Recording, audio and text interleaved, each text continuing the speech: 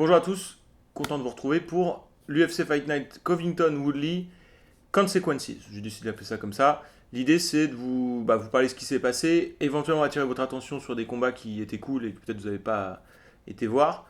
Et surtout parler de ce qui va se passer après pour certains combattants, les victoires, les matchs à faire après à mon sens et ce genre de trucs. Donc ça ne serait pas forcément toujours très long, mais parfois je risque de m'emballer et de digresser, donc c'est parti. Alors d'abord, puisque ma chaîne démarre et que je me dis peut-être que vous vous demandez ce que ça vaut finalement tout ce qu'il raconte. Mine de rien, j'ai fait 6 pronos lors de la preview de ce show et j'en ai eu 5 de bons. Plutôt pas mal.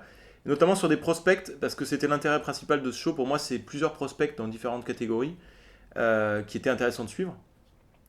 Donc le seul sur lequel je me suis trompé, ça concerne TJ Laramie. Donc TJ Laramie, je vous avais dit que c'était un prospect. Alors attendez, oula. Hop, qu'est-ce que je vous avais dit? Parce que j'ai à la fois les notes de la première vidéo et celles que je veux vous dire maintenant. TJ Laramie, voilà, j'avais dit que c'était un gros prospect canadien, 22 ans, il a l'air intéressant, tout ça. Il tombe sur un vétéran qui est spécialiste des soumissions. Minor, il était à 24 victoires, 20 soumissions. Et il passe à 25 victoires, 21 soumissions avec cette victoire-là contre TJ Laramie par guillotine. Il fallait absolument que Laramie reste debout, n'aille pas dans le clinch et surtout pas au sol. Et il a été dans le clinch. Donc j'ai pas compris l'approche tactique de Laramie. Pour moi, c'est ce qui l'a fait perdre. Ce qui fait que ça remet pas trop en cause non plus son côté prospect. Parce qu'il va peut-être apprendre aussi dans la notion tactique des choses. Faudrait que je revoie le combat pour voir si c'est peut-être Derek Minor qui l'a attiré aussi là-dedans. Ce qui serait vraiment bien joué de sa part. Donc voilà, on garde un œil sur lui, mais clairement son stock a baissé. J'étais pas totalement confiant. Pour moi, c'était plus l'idée de voir un test. Mais je pensais quand même qu'il allait gagner. Donc pour le coup, je me suis trompé. Mais pour tous les autres que j'ai fait, les autres pronos, ça s'est plutôt bien passé. Je vais parler de Randy Costa déjà, qui n'était pas favori dans son combat. Je vous avais dit, ça sent le chaos. Et plutôt probablement pour Costa, ça vaut le coup de parier là. D'ailleurs, je l'ai fait pour faire tomber la cote. Il a gagné non seulement par KO comme prévu, mais un KO super impressionnant. Et technique en plus, pour moi, c'est un des plus beaux KO de l'année, carrément. Puisque ce que j'ai trouvé bien, c'est qu'il a vraiment fait une énorme feinte. C'est-à-dire que des fois, les mecs font des petites feintes où ils font un petit mouvement, machin, et ils font partir un kick à la place. Lui, il a vraiment été au bout. C'était un bras arrière, donc il est en garde de gaucher. Il a allongé son bras, vraiment. Et donc, l'adversaire a reculé, forcément. Il a le direct du gauche qui vient pleine extension, mais sans puissance. C'est vraiment, on sent qu'il n'a pas mis de la puissance dedans. La puissance, elle allait être sur le kick qui va suivre. Et, et donc il fait toute une extension avec son bras. Donc l'autre forcément il recule. Et comme le bras il fait pas une ligne droite, le bras il part pas tout droit, il part toujours un peu sur le côté comme ça. Il décale sa tête à l'opposé. Bon, normal. Et ça c'est comme si Costa l'avait anticipé. Il n'a pas vraiment fait de test avant ça. Il n'a pas testé le mouvement pour voir. Il a vraiment parié dessus. Mais sauf que c'est tellement bien exécuté, il le fait. Il lève sa jambe alors qu'il est au moment où il finit son extension. Donc l'autre il est plutôt en repos, genre j'ai évité ce coup-là. Et en fait, le kick est déjà parti à ce moment-là. Il a sa jambe gauche qui est relevée. Et en fait, il engage les hanches quand il est rendu au bout de son mouvement avec son bras. Et bam et souvent, quand les mecs reculent, c'est rare qu'ils reculent comme ça. Ils reculent souvent un peu, hop, comme ça, limite, parce qu'ils savent qu'ils peuvent en mettre une si l'autre fait un enchaînement ou quoi. Et du coup, il a reculé avec son bras baissé, son adversaire. Donc, j'en ai Newson. Il s'appelle Newson. À chaque fois, je me craque. Et du coup, le kick lui vient pleine balle dans la tête. Et d'ailleurs, c'est le premier KO en head kick de l'année 2020 pour l'UFC. Il y avait eu des KO qui avaient été à la suite d'un knockdown sur un head kick. Donc super impressionnant. Il confirme quelque chose qui est assez fondamental pour lui, c'est sa capacité à mettre KO des mecs un peu plus forts. Parce que Newson, s'il était favori, c'est qu'il posait quand même des questions. Et c'était un mec qui avait aussi des KO et qui était quand même solide. Et là où il confirme aussi un truc, c'est qu'il met des KO qui sont pas sur des... genre une furie qui arrive, un peu comme Ngannou ou des trucs comme ça. On voit qu'il y a vraiment un fond de technique. Parce que quand tu mets un des seuls KO par head kick de tous les matchs de l'UFC de l'année, c'est que quand même tu maîtrises, quoi. Il y a un moment où tu es obligé d'admettre. Donc on ne sait toujours pas trop ce qu'il vaut, ça reste un prospect, on ne sait pas trop ce qu'il vaut sur la partie grappling, mais il a que 26 ans. Il progresse beaucoup là-dedans, notamment dans les takedown defense ou quoi, sait-on jamais, on a quelqu'un qui est vraiment un KO artiste, qui est quelqu'un qui est très très fort en pied-point. Alors faudrait le voir contre l'élite du genre, mais je veux dire de la même manière, on est chez les bantamweight, de la même manière que euh, les gens se sont inflammés pour Shogarshon O'Malley, ce qui est légitimement, qui était très fort en KO. Là, ça donne peut-être moins ce côté aisance, mais c'est la même situation. C'est-à-dire qu'on voit très bien que debout, il a un temps d'avance sur tout le monde. La question va être comment va-t-il gérer les situations où l'autre va le prendre dans le clinch, ou va l'étouffer, ou va avancer dessus, ou quelque chose. Donc on attend pour Andy Costa, mais je suis pas autant épique pour Sean O'Malley, parce qu'O'Malley, il l'a fait beaucoup plus de fois contre des adversaires un peu meilleurs. Mais c'est le même type. C'est le même type de hype. Donc à surveiller de très près Andy Costa. Je dirais pas que c'est un des plus gros prospects aujourd'hui dans le monde du MMA, peut-être. J'ai l'intention de faire une vidéo là-dessus prochainement. Mais c'est un prospect qui compte. Donc à surveiller. Autre prospect qui compte, je vous en avais parlé, c'est David Dvorak qui affrontait Jordan Espinosa. Lui non plus n'était pas favori dans son combat. C'était quasiment kiff-kiff. Hein. C'était du 50-50 pour les bookmakers. Moi j'avais pronostiqué, et là aussi j'ai parlé dessus d'ailleurs, la victoire de David Dvorak. J'avais dit que c'était un Slovaque, en réalité c'est un Tchèque. Bon, ça je me suis trompé. Bref, mais sur Sherdog c'est marqué Slovaque. Hein, donc c'est comme ça. Et donc il a gagné, mais ce que j'ai trouvé hyper intéressant là aussi, c'est là qu'il confirme son statut de prospect, parce que un prospect peut gagner et on n'en sait pas plus. Ce sera le cas avec Mackenzie Dern tout à l'heure, j'en parlerai. Lui, on a vu que... En fait, ce qui m'a le plus plu dans ce qu'on a vu, c'est le fait qu'il a trouvé un axe tactique efficace et qui s'y est tenu alors qu'il aurait pu sûrement prendre des risques au moment où Jordan Espinosa était blessé la jambe. En fait, il a pris une distance de kickboxing qui était vraiment éloignée. Et ce qui est intéressant, c'est qu'il arrivait à maintenir cette distance tout en avançant. Donc ça demande vraiment de la technique dans le jeu de jambes et dans la gestion de la distance. En plaçant ses low kicks, alors que l'autre, il a commencé à comprendre qu'il y avait un problème de low kick, il n'a rien pu faire. Donc ça aussi, ça montre beaucoup de qualité technique, de feinte, de gestion du timing, des appuis de l'autre, etc. Et là où je dis qu'il aurait pu sûrement accélérer et qu'il ne l'a pas fait, c'est quand donc Espinosa était blessé à la jambe. Et à un moment donné, il est passé en garde de gaucher, Espinosa, parce que sa jambe gauche était tellement endolorie qu'il s'est dit je vais mettre ma jambe droite devant, donc en garde de gaucher. Et en garde de gaucher, il semblait vachement plus vulnérable au coup de poing, je pense. Et à mon avis, il aurait pu le finir s'il avait accéléré. Maintenant, il ne l'a pas fait parce qu'on sent que c'est un mec, c'est marrant, parce que Dominic Cruz disait pendant le combat que le mec avait fait des échecs avant. Et les échecs, ça demande une grosse capacité de concentration et de se dire, pour arriver d'un point A à un point B, il faut peut-être que je passe par plein d'étapes en fait. Et j'avance mes pions petit à petit. Il n'y a pas ce truc d'urgence de se dire, il faut tout de suite que je trouve une solution. Et donc là, il avait une situation qui lui donnait la victoire en promesse plus tard. Il ne l'a pas eu par finition, mais il avait la promesse de la victoire en fait. Et il a tenu son truc, il n'a jamais dérogé à sa tactique. Il a continué à être efficace dans cette tactique-là jusqu'au bout. On voit à un moment donné Jordan Espinosa qui rentre dans son coin et qui dit je suis en galère avec la distance, je ne sais plus comment il le dit, les commentateurs l'ont fait remarquer d'ailleurs. Et vraiment il l'a maîtrisé. J'ai l'impression qu'on pourrait refaire le combat 10 fois, il gagnerait 10 fois quoi. Il n'y a aucun moment où il a été en danger, dérouté de sa tactique, et on se dit que si peut-être il aurait changé sa tactique s'il y avait eu une réaction de la part de Espinosa, et peut-être qu'il en avait sous le pied aussi. Mais là il n'avait aucune raison de déroger à ce qu'il faisait, il a continué, il a gagné. Donc je trouve que c'est super impressionnant les mecs qui arrivent comme ça à être rigoureux. Et d'ailleurs, une autre chose qui montre ça, ce mec-là est invaincu depuis mai 2012. 2012. C'est hallucinant. Pensez au nombre de combattants qui n'avaient même pas fait leur début au moment où lui commençait cette série de victoires monstrueuse. Il est à 19 victoires, 3 défaites aujourd'hui. Donc les 3 défaites datent d'avant 2012. Donc on ne sait pas vraiment aussi où il en est le mec. Donc après c'est un Tchèque qui s'entraîne dans un camp d'entraînement qu'on ne connaît pas trop. Donc on se doute qu'il a des limites, c'est pas la question. Mais il a que 28 ans, avec tout ça d'expérience et avec déjà cette qualité qui est à mon avis hyper importante, parce que quand tu as eu autant de victoires sur aussi longtemps, t'as pas eu même un faux pas, un moment où ça a déconné ou quoi, c'est que tu es rigoureux, c'est que c'est carré, c'est net, et quelque part, de la même manière que je dis on aurait pu faire le match 20 fois, il aurait gagné 20 fois, ben finalement c'est un peu ce qu'il a fait quand il a eu cette série de victoires, je sais pas à combien il en a, il doit être une douzaine de victoires consécutives sûrement. J'ai pas regardé, j'ai juste regardé la date de dernière défaite. Mais le fait qu'il n'y ait pas un seul faux pas, une seule surprise, un seul truc qui va pas, c'est que le gars, il est solide. Donc, c'est-à-dire que celui qui va le battre, il va falloir qu'il arrive à faire dérailler ce truc-là qui est ancré, quoi. Et donc ça le rend très très intéressant comme prospect. De toute façon, c'est plus tout à fait un prospect qui rentre dans le top 20, à mon sens, des flyweight. J'ai pas fait... Alors, d'ailleurs, il y a quelqu'un qui m'a demandé si j'avais un compte sur Tapology pour faire mes rankings. Je l'avais pas créé le compte. Et à la suite de ce message, dont je te remercie, je sais plus qui m'avait posté ce message, désolé d'avoir oublié ton nom. Mais du coup, je me suis créé un compte. Donc, je sais pas comment on peut chercher les autres comptes. Sur le truc Tapology, je me suis appelé Mr. Moonlight. Et je vais faire les rankings de toutes les catégories de poids, là, top 20 pour chaque, un petit peu à ma sauce. parce que je pense que des fois, dans les rankings, certaines mettent trop de valeur à des victoires qui sont passées, qui sont trop reculées, ou n'ont pas certaines logiques de se dire, alors A a battu B qui a battu C, donc je peux pas mettre C au-dessus de A, même s'il il a gagné contre d'autres gars. Il faudrait qu'il y ait un mec que C a battu, qui a aussi battu A et B, que voilà, ça fasse un truc un peu en triangle où tu as A qui a battu B, qui a battu C, qui a battu A. Où là, forcément, on est obligé de trouver d'autres éléments. Je trouve qu'il y a certaines logiques comme ça qui ne sont pas vraiment respectées dans certains rankings. Donc, j'ai envie de le faire aussi pour ça, pour avoir mes rankings. Je sais comment je les ai construits et ce que ça veut dire.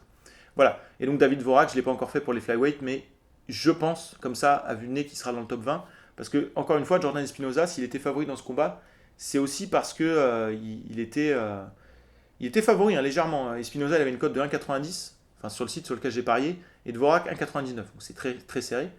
Mais voilà. Donc comme pour Randy Costa, c'est pas les favoris qui ont gagné, et pourtant c'est sur eux que j'avais dit de parier. Et ils ont confirmé un côté prospect super intéressant. Donc à suivre. Alors tiens, en passant, il y a un combat qui a été annulé aussi pour des raisons dont on ne connaît pas l'origine. C'est le match entre Miguel Baeza et Jeremiah Wells dont je vous avais parlé, avec Baeza qui était un gros prospect, encore plus gros que Costa et Dvorak, à mon sens. Je pense que le match va être déplacé, c'est mon prono, hein, au Fight Night, dont le main event est Holly Holm contre Aldana. Donc un match féminin assez intéressant, mais qu'une carte qui est pas ouf. Et ce match-là déplacé dans cette carte devrait avoir sa place, à mon avis. Alors je continue, je vous dis que ça, c'est des prospects qui ont confirmé, parce qu'ils ont montré vraiment des choses encore plus fortes, où ils ont super confirmé leurs points forts, etc. Et il y a encore des questions, sinon ça ne serait pas des prospects. Hein. Si Randy Costa avait gagné en dominant en lutte un mec et en le mettant en soumission, on aurait dit, attends, il a mis plein de KO et il sait faire ça aussi. Là, il aurait passé un cap, il serait plus tout à fait prospect. Voilà. Donc, quelque part, prospect, il y a toujours une question, c'est ça que je veux dire. Et quand la question est trop grande ou quoi, j'ai tendance à me méfier. C'est ce qui s'est passé avec Mackenzie Dern. Contre Randa Marcos, j'avais dit que Mackenzie Dern, c'était sûrement la meilleure spécialiste de Jiu-Jitsu de toute la division féminine de l'UFC, quelle que soit la catégorie de poids. Elle a confirmé en faisant encore une soumission dans le premier round. Elle a le record du nombre de soumissions dans le premier round à l'UFC pour les femmes. Alors, je suis surpris de cette statistique, je l'ai lu. J'ai été voir et effectivement, Ronda Rousey, elle a des victoires par KO dans le premier round en fait à l'UFC. Ce qui fait qu'elle gagnait tout le temps dans le premier round, la plupart du temps. Mais elle a eu des KO à l'UFC. Donc si on compte avec Strikeforce, Rousey a le record dans le genre. Enfin, quand même. Par contre, on ne peut pas en déduire grand-chose parce que pour moi, toute la clé, je l'avais dit dans la preview, c'était de savoir comment elle allait mélanger ce jiu-jitsu qui est d'excellence, elle est vraiment au-dessus de tout le monde dans le domaine, à du MMA. Parce que si tu viens avec juste du jiu-jitsu, le mec, il a juste à rester debout, enfin la fille en l'occurrence, et c'est bon. Elle peut te battre comme ça. Donc j'étais curieux de voir son striking et ses tentatives d'amener au sol. Je pensais vraiment qu'elle allait avoir les deux. On a eu un peu de striking et c'était vraiment pas concluant, pas convaincant. Et il n'y a pas eu d'amener au sol puisque c'est Randa Marcos qui a fait une énorme erreur en allant dans la garde de Mackenzie Dern en se disant elle est sur le dos, donc c'est une position dominante, ça peut me faire gagner le round ou quelque chose. À mon avis, c'est ce qu'elle s'est dit. Sauf que tu vas, même si la fille est sur le dos, tu vas pas dans la garde d'une ceinture noire de ce niveau-là d'élite de jiu-jitsu brésilien. Je sais pas si vous avez déjà essayé de faire du jiu-jitsu, mais même quand vous prenez un mec qui a 2 ans d'expérience au-dessus de vous, et vous êtes ceinture blanche et quoi, vous vous faites baiser en fait. Il y a vraiment des niveaux d'écart qui sont monstrueux entre une ceinture violette et une ceinture noire, il y a un énorme niveau. Et entre certaines ceintures noires, il y a aussi un énorme niveau. En plus, Mackenzie Dern, elle vient de la nouvelle génération des combattants de jiu-jitsu. Et ça, je vais en parler dans les prospects, mais je pense que le jiu-jitsu va refaire un retour en force dans le MMA. Là, en ce moment, la mode est un peu au grinder, grappleur russe du Dagestan, Tchétchénie. Il y a ce truc un peu comme ça, un peu dans la mode de ce qu'avait lancé Ken Velasquez il y a longtemps. On a l'impression que c'est un peu le profil avec Ousmane aussi, qui domine aujourd'hui, même si on a quand même des combattants différents comme Adesanya. Mais là, j'ai l'impression que la prochaine petite tendance qui va se glisser, tous les combattants de Jiu-Jitsu ne seront pas des succès, mais ce sera plus des combattants du profil, peut-être pas de Mackenzie Dern, parce que je ne sais pas vraiment ce qu'elle a dans le fond, mais je pense notamment à des gars comme Rodolfo Vieira, Charles Oliveira chez les lightweight, peut-être des Cron Gracie, Ryan Hall et Bryce Mitchell chez les featherweight. Il y a pas mal de mecs comme ça qui sont juste placés derrière, qui sont pas loin. Et attention, quoi. Ces combattants-là, ils sont très, très, très tricky. Et le niveau de Jiu-Jitsu a vraiment monté ces dernières années. Surtout ceux qui viennent du Dana Death Squad, je vais en parler, Ryan Hall, par exemple, dans mes prospects futurs. Mackenzie Dern, elle est dans ce niveau de Jiu-Jitsu chez les femmes, mais la grosse question pour tous ces combattants-là, ça va être comment ils arrivent à mettre au sol et comment ils se comportent debout. Et là, on n'a pas eu de réponse là-dessus. Donc, je la garde un peu en prospect, mais le peu de striking qu'on a vu, ça me fait un peu peur. Donc, à voir. Alors voilà, donc ça c'était tout pour mes pronos un peu type prospect. Les combats qui restent, ça va être des assez gros combats. Alors, je vais passer sur Kevin Holland, parce que Kevin Holland, je l'aime bien, voilà, il est cool, mais je pense pas qu'il fera de grandes choses. On a vu dans son combat qu'il a un peu plafonné, il a gagné 2 rounds à mon sens, il a perdu le troisième. Euh, Contre un combattant qui est pas non plus dingue, hein, faut être clair. C'est des combattants de mecs un peu qui sont fin de top 20 et début de entre la 20e et la 30e place dans ces eaux-là, donc c'est quand même des combattants intéressants. Mais on sent qu'ils sont intéressants, mais ils iront pas beaucoup plus loin. Donc je parle pas de Kevin Holland plus que ça. En plus, c'était pas un match qui était si fun que ça à voir, donc voilà, j'ai pas pris plus de plaisir que ça dans ce combat. Peut-être parce que j'avais pas parlé dessus aussi. Le combat suivant, c'était Johnny Walker contre Ryan Spann. Alors là, j'ai pas parlé dessus non plus parce que vraiment, je savais pas du tout ce qui allait se passer. Ryan Spann était sur 8 victoires consécutives. Walker, on voyait qu'il avait un gros potentiel, mais il a l'air un petit peu foufou et du coup. Enfin, il a l'air un peu fou quand il arrive, il fait le malin, tout ça. Mais dans sa façon de combattre, il est très freestyle, quoi. Tu te dis, un mec qui est hyper précis, hyper technique, il le met KO tous les jours. Donc, mais en même temps, il est dangereux, quoi. C'est ça ce qui est particulier, c'est qu'il y a un peu un pari avec lui. Tu te dis, ce gars-là pourrait peut-être mettre KO quasiment n'importe qui, mais il peut se faire mettre KO par tous les gars techniques. Sûr. Et là, Span est plutôt technique, même si c'est pas un grand technicien, et il l'a mis 2 fois knockdown. Et je pense qu'avec un combattant qui a plus de puissance de frappe, notamment dans le ground and pound, il était KO direct. Tu mets Walker contre un Rumble Johnson, je pense que c'est mort. Donc je pense pas que Johnny Walker deviendra un champion, ni même un gros contender. Mais comme il est spectaculaire, mine de rien, Johnny Walker, j'ai noté ça, il a 18 victoires en carrière. Et écoutez un petit peu cette stat. 17 finishes sur les 18 victoires. Et sur les 18 finishes, les 17 finishes, pardon. Non, sur les 18 victoires, pardon. 2 seulement ont été au-delà du premier round. Donc forcément, il y a la seule victoire qu'il n'a pas eu par finish, donc la décision. Et une autre. C'est-à-dire que c'est vraiment le combattant dans le premier round. Attention. Il a, enfin, vous imaginez, sur ses 17 finishes, il y en a 16 dans le premier round, quoi. C'est vraiment attention dans le premier round. Donc je pense pas qu'il ira très loin nécessairement, mais ça reste un combattant fun, spectaculaire, et qui donne un peu cette promesse de mec qui, comment dire, va forcément faire un combat qui va être mémorable. Même si c'est lui qui prend le KO, au pire c'est toujours mémorable, quoi. Donc voilà. Alors j'avais parlé un petit peu, je finirai la vidéo avec ça, mais je vais juste le redire ici, que si en cas de victoire, je trouverais intéressant de faire Johnny Walker contre Jiri Prochaska, qui est le mec un peu bizarre aussi, qui a battu Volkan Ozdemir, un Tchèque. D'ailleurs, c'est marrant, il y a 2 Tchèques à l'UFC, on n'a jamais eu de grands combattants tchèques, et maintenant on en a potentiellement 2 avec Dvorak et Prochaska. Ça, c'est intéressant, parce que c'est quand même surprenant. Pour le coup, il n'y a pas une école tchèque ou un truc, ils sont pas forcément extrêmement bons dans aucun art martial, ils sont compétents dans plein d'arts martiaux, mais il n'y a pas comment dire, de tradition tchèque, comme on peut avoir une tradition lutte pour russe pour la lutte plutôt que l'inverse. Bref, mais je trouve que ça sera un combat qui est sûr d'avoir des étincelles entre 2 mecs qui sont un peu fous, pas de la même manière, et qui ont un côté striking très freestyle. Je pense que ça pourrait être super fun. Et je serais vraiment pas surpris que l'UFC nous donne ce match parce qu'ils savent qu'avec ce combat, ils vont avoir un truc fun et que le vainqueur va faire parler de lui par le fun, mais aussi par le fait que soit la hype de Johnny Walker va revenir, parce qu'il avait quand même une hype intéressante avant de perdre contre Corey Anderson, soit Prochaska va confirmer sa victoire contre Ozdemir contre un mec qui est moins bien classé cette fois-ci, et s'ancrer dans le top 10. Parce que là, il est aux portes du top 10 pour moi. Prochaska, il doit être genre 11 ou 12e. Parce que Ozdemir devait être par là, il lui passe juste devant, quoi. Mais comme il n'a pas d'autres grandes victoires, on ne peut pas augmenter son stock et dire bon, il a battu Ozdemir et en plus il a fait ça, ça, ça. Donc on le met vraiment au-dessus. Je pense que dans le ranking, tu es logiquement obligé de le mettre juste au-dessus d'Ozdemir. Il obtient les crédits de tout ce qu'a fait Ozdemir. Si Ozdemir était au-dessus de un tel, bah Prochaska se met forcément au-dessus de tout ça. Donc c'est pour ça qu'il est classé. Mais il n'a qu'une victoire en fait.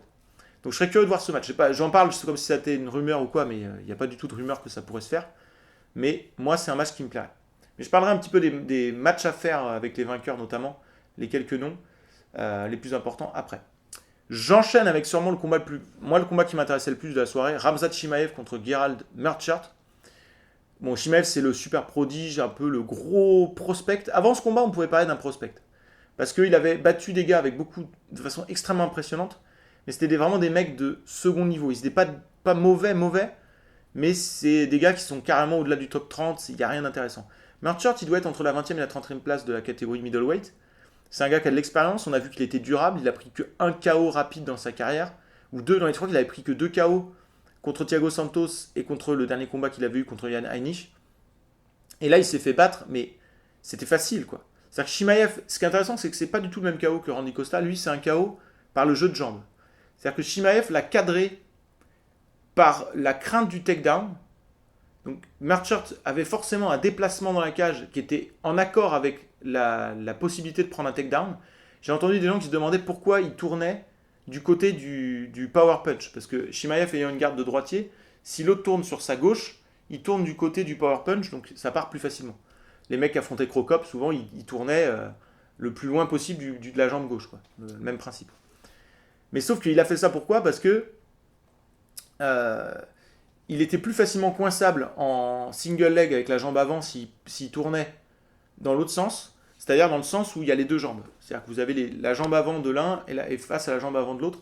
C'était plus dangereux pour lui. Parce que je crois qu'il était en garde de gaucher, Marchart. J'avais pas remarqué qu'il était gaucher.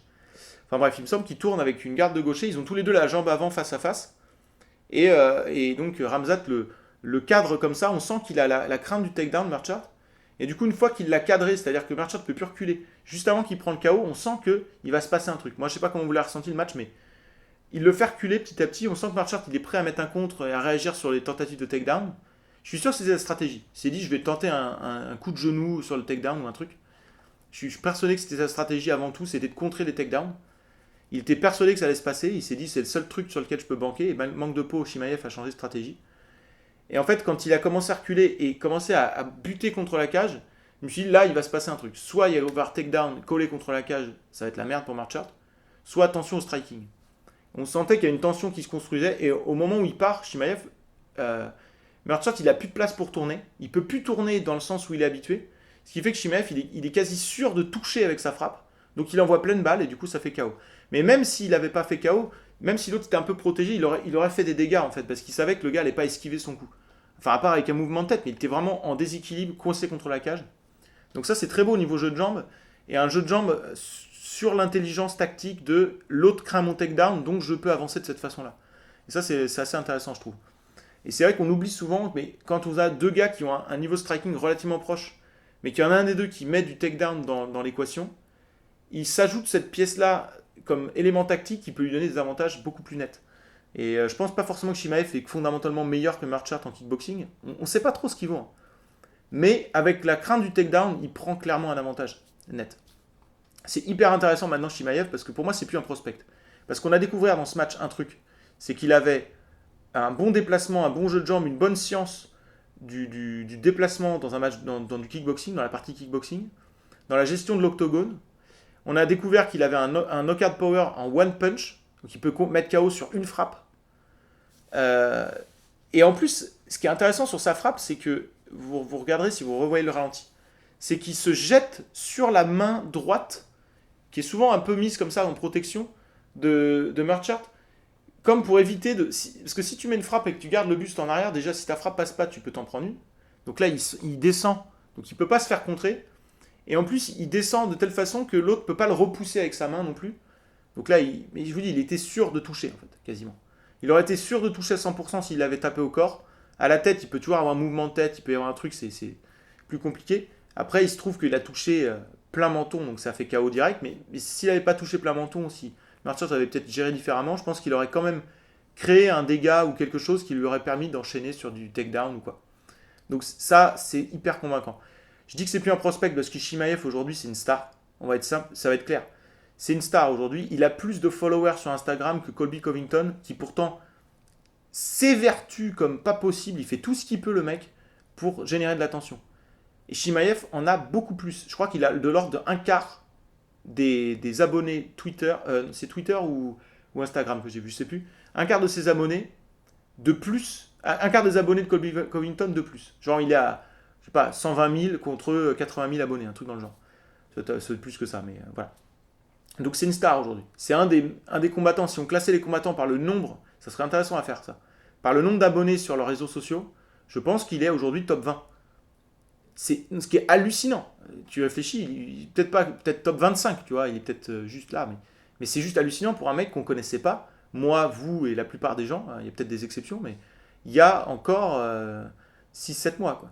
Je sais plus quand il a fait ses débuts, mais en tout cas, il y a 6 mois, je le connaissais pas. Oui, oui, c'était ça moins longtemps que ça. Même il y a 3 mois, je le connaissais pas. Il y a 3 mois, je le connaissais pas, parce que je le connaissais pas avant ses débuts à l'UFC. Et c'était il y a 2 mois. C'était en juillet-août. Donc voilà. Alors la suite pour Ramzat maintenant, c'est ça qui est intéressant, parce qu'il y avait la promesse du match contre Demian Maia. Euh, Dana White a déclaré que c'est une option qui l'intéresse, mais que c'est pas obligé. Donc peut-être qu'ils vont lui mettre un autre adversaire avant Demian Maia. Mais il faut quand même se dire une chose, c'est qu'il se passe un truc avec ce mec-là qui est du jamais vu. On a déjà vu, je vais passer du temps sur Ramzat parce que c'est intéressant, on a déjà vu des phénomènes, c'est-à-dire des mecs un peu marcher sur tout le monde et monter comme ça. Le plus récent, je pense que c'est soit Francis Ngannou, soit Adesanya. Ça s'est passé un peu en même temps, enfin voilà, plutôt Adesanya en deuxième. C'est des mecs, et d'ailleurs, on avait les mêmes discours sur les réseaux sociaux, des gens qui disaient arrêtez avec la hype train, ce mec-là, il n'a pas été testé, attention, attends de voir quand il va tomber sur un tel. Et en fait, ils ont confirmé jusqu'au bout. Ngannou, il est quasi champion dans l'esprit, et Adesanya, il est champion, et en plus, c'est un putain de champion. Donc, attention. Donc, Ramzat fait le même genre de parcours. Et si on prend d'autres combattants du même genre, il y avait eu un peu un phénomène comme ça aussi, avec beaucoup de hype dessus, beaucoup de followers, beaucoup de trucs. Lorsque Conor McGregor avait monté les échelons, il avait battu des mecs qui n'étaient pas forcément hyper connus au début, mais il les battait d'une certaine façon, il y avait quelque chose autour de lui, il y avait une aura.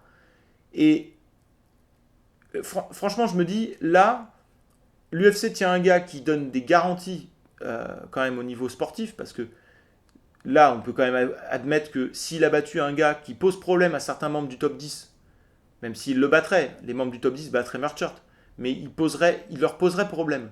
Il bat ce mec-là sans avoir de difficulté, il bat d'autres gars qui sont pas dégueux sans difficulté, on est sûr qu'il va poser problème dans le top 10. Ça, c'est quelque chose dont on est sûr.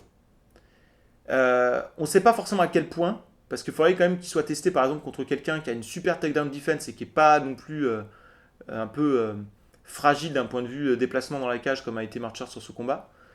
À voir aussi s'il tombait sur un super striker qui avait des bonnes takedown defense, s'il l'emmène dans un deuxième, troisième, quatrième round, si c'est un match en 5 rounds ou quoi, qui pourrait se passer. On a plein de questions quand même. Mais on a plus de garanties qu'on a de questions aujourd'hui. C'est plus tout à fait un prospect. Aujourd'hui, c'est une star.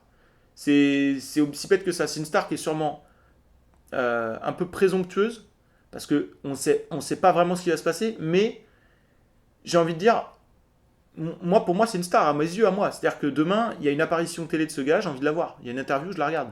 C'est-à-dire que je suis captivé par ce gars-là, parce que je me dis, si ça se confirme que ça va être énorme, j'aurais pas manqué une miette de ce truc phénoménal qui arrive une fois tous les... Enfin, ça arrive pas souvent. Là, je vous ai parlé d'Adesanya Ngannou. C'est vrai que c'est pas très vieux. Mais avant, je suis obligé de remonter à Conor. Je vois pas d'autres mecs comme ça. Parce que t'as des gars qui font des séries de victoires. On pourrait penser à l'ascension de Volkanovski, par exemple. Mais Volkanovski, il a pas fait de bruit jusqu'à ce qu'il a affronté José Aldo. Avant, bah voilà, il est bon. Ça a pas fait de bruit avant qu'il affronte le top du top. Quand un mec fait du bruit en battant des types au-delà du top 30, c'est qu'il y a quelque chose de spécial. Et ça, on peut pas le nier. C'est pas le bruit de certains fans qui fait que les autres se sont mis à joindre la hype. Tout le monde a vu de ses yeux vus ce qui s'est passé et s'est dit putain, attends, ce mec-là, il y a quelque chose. Tout le monde l'a senti organiquement. Même dans l'attitude et tout, il y a quelque chose de très très fort chez lui. Je suis hyper impatient de voir ce que ça va donner contre des combattants meilleurs. Parce que Merchant, il n'est pas mauvais, mais franchement, voilà, il y a quand même il y a des niveaux dans le game. Merchant, il y a au moins 4 ou 5 niveaux au-dessus de lui. Donc là, voilà, le niveau Merchant, il le passe tranquille. C'est un peu comme quand tu es fort à un jeu vidéo. Ah voilà, le niveau avec le dragon, je le passe tranquille. Alors, putain, le niveau avec les écrevisses, attention. Voilà, pour les fans de Megaman. Bref, mais voilà, clairement, je me suis déconcentré avec mon histoire Megaman, mais clairement là, le niveau Merchant, il le passe allègrement. Donc on peut penser qu'il passera le niveau qui est juste au-dessus aussi. Mais quid des 3 derniers niveaux, quoi. La fin du jeu, quoi, on va dire. Il finira le jeu s'il va au dernier niveau, mais voilà, faut déjà qu'il y arrive. Et donc, l'attente, là, c'est qu'il affronterait Demian Maia. Demian Maia, c'est pas un niveau, ou même 2 niveaux au-dessus, c'est 3 niveaux au-dessus. Demian Maia, c'est quand même un des tout meilleurs welterweight et middleweight. Il a été longtemps middleweight de tous les temps. C'est l'un des recordman du nombre de matchs, nombre de victoires. Il est co-détenteur du nombre de victoires, où il a une victoire de moins que Donald Cerrone. Il est quasiment au même niveau. C'est un des mecs qui a le plus de soumissions dans l'histoire de l'UFC. Dans l'ère moderne, c'est peut-être bien lui d'ailleurs, tout court. C'est incroyable. Le record absolu, c'est Royce Gracie, mais bon, c'est une autre époque. Et c'est pour ça que j'ai dit l'ère moderne. Et surtout, Demian Maia, c'est un vétéran qui affronte que du top niveau depuis au moins 2008-2009.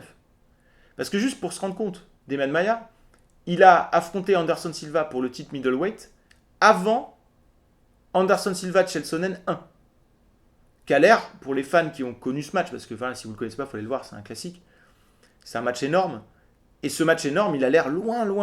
Enfin, je veux dire, on se dit oui, ça existait, ça, effectivement. Demian Maia, il combattait pour le titre avant. C'était lui qui avait affronté Anderson Silva juste avant. Donc c'est pour dire, depuis autant de temps contre l'élite, avec son niveau de jiu-jitsu, ça serait vraiment hyper intéressant, d'autant que Khamzat, pour le coup, je ne sais pas s'il choisirait d'aller au sol, parce que ça serait quand même très tricky, pour le coup, c'est très, très dangereux. Maintenant, debout, Maia, il a développé une bonne défense en boxe, il a une boxe qui n'est pas extraordinaire, mais qui fait le taf un petit peu pour gagner du temps, essayer d'obtenir un clinch à un moment donné, ou une takedown, ou même pull guard. Donc voilà, j'aimerais que ce match ait lieu, a priori c'est ce qui est prévu, donc ça m'intéresse beaucoup. Et là, c'est encore plus intéressant, parce que Khamzat, s'il bat Demian Maia, il a battu un membre du top 10 d'une catégorie. Il est sur 2 tableaux, il fait middleweight et welterweight en même temps. Merchant, c'était un middleweight. Le prochain Maia, c'est un welterweight, si c'est lui le prochain. Avant ça, il avait fait un welterweight, et avant le welterweight, il a fait un middleweight. Donc il alterne, il monte, et ça, c'est complètement inédit. On n'a jamais vu ça de l'histoire du MMA. Un mec qui monte dans les rankings de 2 catégories de poids en même temps. Souvent, il y a un mec qui monte dans une catégorie de poids, et tu dis, oula, s'il passait d'une autre catégorie, ça ferait mal. Mais il n'est pas en train de le faire. Là, il monte les deux en même temps. Et ce qui est ouf, c'est que je le trouve même pas si musculeux que ça en middleweight. Je me dis qu'il pourrait très bien décider à terme, s'il a envie, si ça lui chante, de passer en light heavyweight. Parce qu'il a la taille, il est très grand, et il n'est pas si musculeux que ça. Alors, ça serait sûrement c'est pas le plan aujourd'hui, mais ça fait peur de se dire que si il est obligé de faire un cut qui est peut-être un peu douloureux pour aller en welterweight, et qu'il est plus à l'aise en middleweight, peut-être qu'à terme, il va être tellement à l'aise en middleweight qu'il va se dire, vas-y, j'ai un petit challenge, je vais affronter un light heavyweight, quoi. Qui sait? Il a l'air d'avoir ce truc conquérant, un peu comme McGregor qui aime bien changer de catégorie de poids parce qu'il a envie de conquérir en fait les titres dans toutes les catégories. Je trouve qu'il a un peu ça aussi, Khamzat. Et c'est-à-dire c'est peut-être ça finalement le hit factor qui fait que les gens sont un peu magnétiques, c'est que peut-être il y a peut-être quelque chose qui s'émane d'eux de conquérant. Donc c'est super intéressant. En tout cas, Khamzat Chimaev, la suite est passionnante et je reparlerai à coup sûr. Il me reste 2 combats dont je vais parler, mais ça va être beaucoup plus court. Donald Cerrone, Nico Price. Il n'y a pas grand chose à dire. Hyper décevant comme match. Nico Price, c'est un mec qui avait jamais été à la décision. Cerrone, c'est quand même un des combattants les plus spectaculaires historiquement. Recordman du nombre de matchs. Il a réégalisé Jim Miller. J'avais oublié que Jim Miller avait fait un combat. Donc ils sont en train de se tirer la bourre, soit pour le record du nombre de matchs à l'UFC. Mais il a toujours le record du nombre de victoires et du nombre de finishes. Et il est un des recordman, je ne sais pas si c'est lui. Je n'ai pas été revérifié, mais ça ne m'étonnerait pas que ce soit lui. Du nombre de bonus awards. C'est-à-dire KO de la soirée, soumission de la soirée, combat de la soirée, performance awards, tout ça. C'est ça qui est délivré à chaque fois. Là, ça a complètement fait un flop. Cerrone a été un peu méconnaissable, franchement. Je le trouvais vraiment pas incisif. On n'a pas l'impression qu'il voulait faire mal, on était l'impression qu'il était en sparring. C'était hyper bizarre. On a l'impression que la lumière s'est jamais allumée. Et Nico Price, lui, c'est pas un mauvais combattant, mais je suis jamais excité par ce gars-là. On sent qu'il est dur au mal, on sent qu'il a un bon cardio, qu'il a du volume, il est pas mal. Mais bon. Puis en plus, le combat a été interrompu par les hypox, ça finit sur un draw, donc c'est vraiment anticlimatique. Je pense sincèrement que Nico Price méritait la victoire, même s'il mérite de s'être fait déduire un point sur la hypoc. Je pense qu'il n'y a que le dernier round où Cerrone a un petit peu mieux fonctionné. C'était pas désagréable à regarder, mais pour le coup, aucun des deux m'a convaincu. Je pense que c'est le début de vraiment la fin pour Cerrone. Il reste sur 4 défaites et 1 nul, si je me trompe pas. Donc ça commence à faire beaucoup. Peut-être le mettre contre un autre mec qui est sur une série de défaites, tu vois, tu le mets contre, je sais pas, il pourrait le mettre contre Diego Sanchez, je sais pas si ça a déjà eu lieu comme match, mais contre Woodley en welterweight, ça pourrait avoir du sens, parce que Tyron Woodley, je vais en parler juste après, il est quand même un peu en galère, et c'est un match qui a jamais eu lieu, c'est quand même 2 stars. Donc ça permettrait d'en retaper un peu une pour un autre match ensuite, qui sait, donc intéressant. Bon bref, ça serait une possibilité. Pour ce qui est de Nico Price, bon, pour moi il garde son statut, voire ça décote un peu, donc bon. Pas très intéressant au niveau des enseignements ce combat. Et puis enfin Colby Covington contre Tyron Woodley. J'avais aussi fait un pronostic pour celui-ci. J'avais dit que Colby Covington roulerait sur Tyron Woodley. C'est plus ou moins ce qui s'est passé. J'avoue que je pensais que la domination serait un peu plus nette. Je m'attendais bien à ce que Woodley résiste un peu au début. Et je m'attendais vraiment, je ne sais pas si je l'ai dit ça, à ce que Colby Covington obtienne un takedown à un moment donné.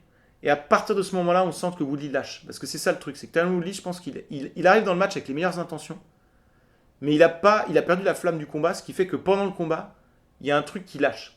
Il n'a pas de révolte, il n'a pas d'urgence, il n'a pas de passion où il met le truc pour dire non mais attends je refuse de perdre, comme un peu Robbie Lawler l'a fait combien de fois, ce truc où il vient dans le dernier round avec sa tête de Terminator.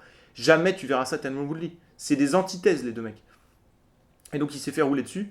Il perd sur une blessure. C'est la première fois d'ailleurs que un combattant perd sur une blessure au-delà du troisième round dans l'histoire de l'UFC. Faut s'accrocher quand même.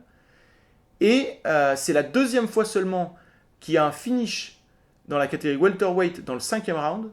La première fois, c'était Kamaru Usman contre Colby Covington. C'est quand même intéressant que Colby Covington ait les deux seuls finishes, enfin, ou en tout cas, c'est les deux finishes les plus tardifs. C'est comme ça que je l'ai lu la stat. De l'histoire de la division welterweight. Et la division welterweight, elle existe depuis un bail, 99-2000, je crois. Donc il y en a eu des combats. Donc ça, c'est intéressant à noter. Sinon, que dire? Tyron Woodley dit qu'il ne veut pas prendre sa retraite. Sincèrement, je vois pas à quoi il va servir aujourd'hui parce que là, il va devoir affronter des gars qui sont vraiment sous-classés pour lui. C'est-à-dire qu'il va pas affronter quelqu'un de connu et s'il perd, ça sera vraiment la grosse lose quoi. Et en plus, il se fera moins d'argent avec ça. Ça sera sûrement plus un main event ni rien. Donc un peu voilà. Je suis pas très optimiste pour Tyron Woodley. Pour ce qui est de Colby Covington, par contre, c'est pas une victoire qui va redorer totalement son blason après la défaite contre Kamaru Usman. Mais c'est une victoire qui va permettre à Colby de rappeler qu'il est toujours là et que il peut obtenir un rematch. Et si c'est contre Ousmane, le premier match avait été tellement serré que ça sera forcément excitant un rematch. Et si Ousmane bat Gilbert Burns, je pense que c'est une bonne option. Mais ça permet aussi à Colby Covington de se placer comme number one contender si Gilbert Burns gagne. Parce que c'est lui qui a été le plus proche de battre Ousmane. Ils vont pas refaire un Burns-Ousmane direct derrière, je pense. C'est pas assez vendeur pour faire des rematchs à la volée. Par contre, Colby Covington-Burns, ça vendrait un peu plus. Et ça permettrait soit de mettre Colby Covington champion, ce qui ferait quand même un peu de hype et ça ferait parler, soit de confirmer Gilbert Burns et de faire de Burns un vrai champion. Donc ça serait la bonne option. Donc Colby Covington, cette victoire lui était très importante. Et je pense que c'est ça la suite pour lui. C'est d'affronter le vainqueur, je dirais, le vainqueur du title match. À moins qu'il se passe des trucs dans la division welterweight d'ici là. J'ai vu que Stephen Thompson a challengé Leon Edwards pour un match entre les deux. L'UFC, Leon Edwards n'a pas combattu depuis combien? Un an et demi ou peut-être 2 ans, je sais plus. Enfin, ça fait hyper longtemps, j'ai l'impression. Que bon, là, l'UFC a tout intérêt à signer ce match. C'est inédit. C'est deux gros noms de la division welterweight qui n'ont pas de match actuellement. Et clairement, le vainqueur pourrait postuler à passer devant Colby Covington si c'était Ousmane qui conservait. Par contre, si c'est Burns, je pense que Colby prendra la mise. Voilà, donc c'est un petit peu tout pour moi ici. J'avais dit que je parlerais des matchs à faire, mais en fait, je l'ai fait directement à l'intérieur des différents cas. J'ai pas vraiment d'avis sur les matchs à faire pour les contenders, un peu les prospects, Randy Costa, David Vorak, ces mecs-là, ou Mackenzie Dern, parce qu'au final, l'idée c'est de leur mettre un mec un peu plus fort, mais pas un mec connu. Donc je suis pas capable de citer les mecs qui sont aujourd'hui 15-20e dans les catégories Bantamweight. Quoique Bantamweight, si 15-20e, il y a quand même du lourd à mon avis. Donc ça peut monter très vite pour Randy Costa. Mais voilà. Pourquoi pas Randy Costa, Marlon Vera par exemple, qui vient de battre la hype train de Sean O'Malley, même si est-ce qu'il a vraiment gagné ou est-ce que c'est Sean O'Malley qui a perdu tout seul? On peut se poser la question. Je rappelle qu'il n'a pas eu sur blessure. Pourquoi pas faire Randy Costa contre Marlon Vera? Pour Dvorak, je pense que ça sera du fin de top 10 de la catégorie flyweight et j'avoue je les connais pas trop. Après s'ils veulent lui faire un gros step up au niveau du game, ils pourraient le mettre contre le vétéran Benavides qui est en grosse perte de vitesse. Pour le coup ça serait vraiment hyper intéressant parce que si Dvorak bat Benavides, il se retrouve avec un title shot je pense. Donc, mais ça serait un peu rapide à mon sens donc je peux pas trop me positionner. Voilà un petit peu pour moi, donc c'était un peu long, j'essaierai de faire plus court la prochaine fois. J'espère que j'aurai plein de commentaires, de questions aussi, n'hésitez pas à faire des questions, je ferai une vidéo consacrée à votre question si elle est pertinente, ça sera cool. Aussi, je vais étudier la question, mais je l'ai déjà dit dans ma vidéo un petit peu où j'annonce un peu cette chaîne. Ça m'intéresserait assez de faire des vidéos comme ceci, mais avec un interlocuteur de temps en temps, qui pourraient changer à chaque fois, et puis peut-être les plus intéressants pourraient revenir selon les réactions, etc. Ça pourrait être assez cool sur cette chaîne pour la rendre un peu aussi différente que ce qui peut exister. Donc si ça vous intéresse, n'hésitez pas à me le dire, surtout si vous savez comment faire techniquement. Je vais me pencher sur la question, mais n'hésitez pas. Donc pour l'instant, vous pouvez juste le dire en dessous, et puis je vais bientôt mettre un lien ou me contacter pour qu'on fasse ça bien. Voilà, donc je vous retrouve très bientôt sûrement avec des choses soit concernant les grands prospects dans le MMA actuellement, à mon sens, et notamment ma vision de ce qui pourrait se passer dans les années à venir avec ces gars-là, et une vidéo sûrement aussi pour parler quand même de l'énorme pay-per-view qui vient avec 2 title matchs, dont le Adesanya Paulo Costa qui fait saliver. Donc ça risque d'être les prochaines vidéos, une des deux, les deux je ne sais pas encore, mais je vous dis à bientôt. Bye.